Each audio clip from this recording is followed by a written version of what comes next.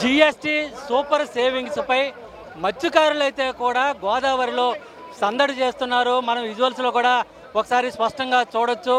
కేంద్ర ప్రభుత్వం జీఎస్టీ తగ్గింపు పైన వాళ్ళంతా కూడా హర్షం వ్యక్తం చేస్తూ గోదావరిలో తమ ఆనందాన్ని అయితే కూడా వ్యక్తం చేస్తున్నారు.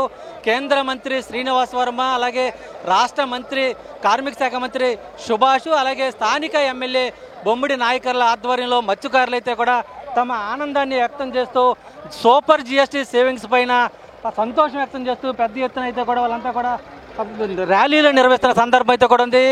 వశిష్ట గోదావరిలో పెద్ద ఎత్తున వాళ్ళంతా కూడా హర్షాతిరేకాలు వ్యక్తం చేస్తూ పడవలతో ర్యాలీ నిర్వహిస్తూ వాళ్ళంతా కూడా సంతోషం వ్యక్తం చేస్తున్నారు. మనతో కేంద్ర మంత్రి శ్రీనివాస్ వర్మ ఉన్నారు.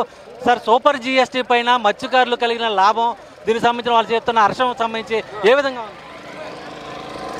మత్స్యకారులకి సంబంధించి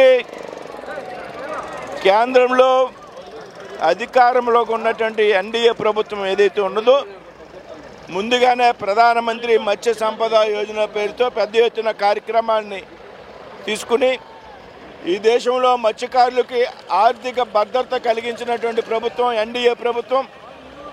పెద్ద ఎత్తున ప్రధానమంత్రి మత్స్య సంపద యోజన ద్వారా వారికి అనేక పథకాలు సబ్సిడీలను ఇస్తూ, అదేవిధంగా పెద్ద ఎత్తున కోల్డ్ స్టోరేజ్ల్లో కానీ అదేవిధంగా ప్రాసెసింగ్ యూనిట్లు ఏవైతే ఉంటాయో వాటి చైన్ లింక్ సిస్టమ్ ద్వారా పెద్ద ఎత్తున సబ్సిడీలు ఇస్తున్నటువంటి వేల కోట్ల రూపాయలు సబ్సిడీలు ఇస్తూ ఉంది.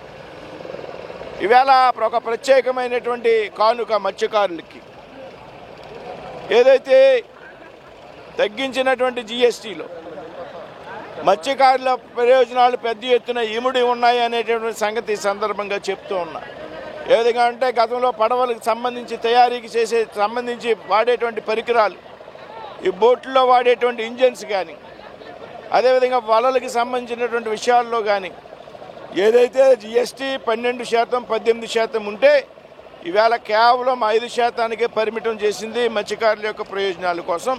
ఇదే విధంగా రాబోయేటువంటి రోజుల్లో కూడా పెద్ద ఎత్తున మత్స్యకారుల యొక్క ప్రభుత్వానికి కేంద్రంలో నరేంద్ర మోడీ గారి నాయకత్వంలో, రాష్ట్రంలో మరి చంద్రబాబు నాయుడు గారు, పవన్ కళ్యాణ్ గారి యొక్క నాయకత్వంలో ఉన్నటువంటి ప్రభుత్వాలు కట్టుబడి ఉన్నాయనేటువంటి విషయాన్ని సందర్భంగా స్పష్టం చేస్తున్నాం. అలాగే స్థానిక ఎమ్మెల్యే బొమ్మిడి నాయకర్ ఉన్నారు.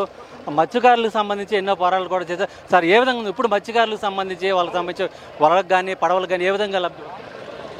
అంటే ఎన్డీఏ ప్రభుత్వం ద్వారా, ఎందుకంటే వివిధ రకాలుగా మత్స్యకార సోదరులకు అంటే వలల విషయంలో అవ్వచ్చు, లేకపోతే బోట్ల విషయంలో అవ్వచ్చు, వారందరికీ కూడా అంటే వారి జీవన విధానానికి ఉపయోగపడేది ఏదైతే ఉన్నాయో పరికరాలు, వాటిలన్నింటికి కూడా సబ్సిడీ మీద మరి మోడీ గారు అంటే ప్రధానమంత్రి యోజన పథకం ద్వారా కూడా ఇవన్నీ కూడా జరుగుతున్నాయి. మరి అదేవిధంగా రాష్ట్ర ప్రభుత్వం చూసుకుంటే కనుక మత్స్యకార భరోసా గతంలో 10,000 ఇచ్చింది, మేము వచ్చిన తర్వాత 20,000 రూపాయలు ఇవ్వడం జరిగింది. అదే యాక్సిడెంటల్గా ఏదైనా ఒక మత్స్యకారుడు ఆయన చేపల వేటకి వెళ్ళి చనిపోతే కనుక మరి గతంలో కూడా ఎక్కడ కూడా ఇచ్చిన సందర్భాల్లో మేము ఈ కూటమి ద్వారా కూడా ఆ రోజున మేము ప్రతిపక్షంలో ఉన్నప్పుడు ఇది రకాలుగా కూడా పోరాటాలు చేసాం. మేము అధికారంలోకి వచ్చిన తర్వాత ఎన్డీఏ కూటమి అధికారులు వచ్చిన తర్వాత కూడా 10 లక్షల రూపాయలు గతంలో కూడా ఇవ్వలేని కూడా మరి మొన్న కూడా చూశారు. మరి పిఠాపురంలో పవన్ కళ్యాణ్ గారు కూడా ఆ రోజున చనిపోయిన మత్స్యకారు కుటుంబాలు కూడా 10 లక్షల రూపాయలు ఇచ్చిన సందర్భం మనందరూ కూడా చూసాం. అంటే ఈ ఎన్డీఏ కూటమి ప్రభుత్వం పూర్తిగా ప్రజల పక్షాన, అది మత్స్యకారుల పక్షపాతి ఏదైతే ఉందంటే ఈ ఎన్డీఏ కూటమి ప్రభుత్వం ఈ సందర్భంగా మేము తెలియజేస్తాం. మొత్తానికి సంబంధించి అటు మత్స్యకారుల అభివృద్ధికి అలాగే మత్స్యకారుల సంక్షేమానికి ఎన్డీఏ కూటమి ప్రభుత్వం అయితే కూడా కట్టుబడి ఉంది. ఆ మేరకే సూపర్ జీఎస్టీ సేవింగ్స్లో మత్స్యకారులకు లబ్ధి పొందే విధంగా కూడా అటు జీఎస్టీ తగ్గింపులు అయితే కూడా జరిగాయని చెప్పి కూడా మంత్రులు స్పష్టం చేస్తున్న పరిస్థితి అయితే కూడా ఉంది. మొత్తం మీద గోదావరిలో, పవిత్ర గోదావరిలో మత్స్యకారులు అయితే కూడా తమ హర్షాతిరేకాలు వ్యక్తం చేస్తూ పెద్ద ఎత్తున బోట్లతో ర్యాలీలు నిర్వహించడం, అందరి హర్షాతిరేకాల మధ్య కూడా ర్యాలీ అయితే కూడా కొనసాగుతుంది. విడుదల ప్రసాద్తో శ్రీనివాస్, ఎన్టీవీ, నరసాపురం నుంచి.